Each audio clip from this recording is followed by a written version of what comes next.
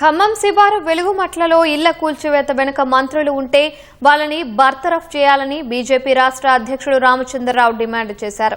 వెలుగుమట్లలో ఇల్లు కూల్చివేసిన ప్రాంతంలో రామచంద్రరావు పర్యటించారు. బాధితులకు అండగా ఉంటామని భరోసా ఇచ్చారు.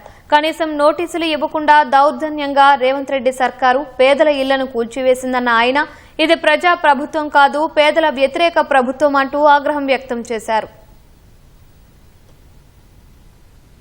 అధికారం ఉన్న పార్టీ కూడా 2023లో ఇక్కడ ఉన్నటువంటి ప్రజల్ని నిర్వాసనం చేయాల్సిన ప్రయత్నం చేశారు.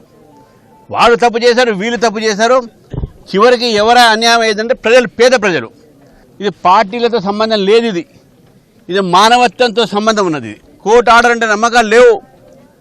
కాబట్టి నేను ప్రభుత్వాన్ని కోరుతా ఉన్నాను, ఈ వీళ్ళు ఇక్కడ కదలరు, ఇక్కడే వాళ్ళకి ఇల్లు కట్టండి, 100 గజాలు వాళ్ళకి ఇవ్వండి అని చెప్పి మేము డిమాండ్ చేస్తూ ఉన్నాం.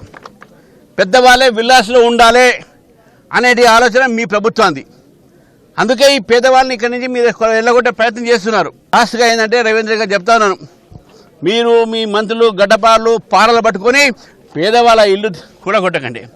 ఏదైనా మంచి పని చేయండి, అభివృద్ధి కార్యక్రమాలు చేయండి, ప్రజలు హర్షిస్తారు. కానీ ప్రజల ఒక సంతోషాన్ని చూడలేని పరిస్థితి మీది. మీ మంత్రులు దీని వెనక ఉండండి, మీ మంత్రులు బర్తరఫ్ చేయండి. లేక మీదే తప్పు ఉందంటే ప్రజలు రేపు మిమ్మల్ని బర్తరఫ్ చేస్తారు ఇక్కడి నుంచి.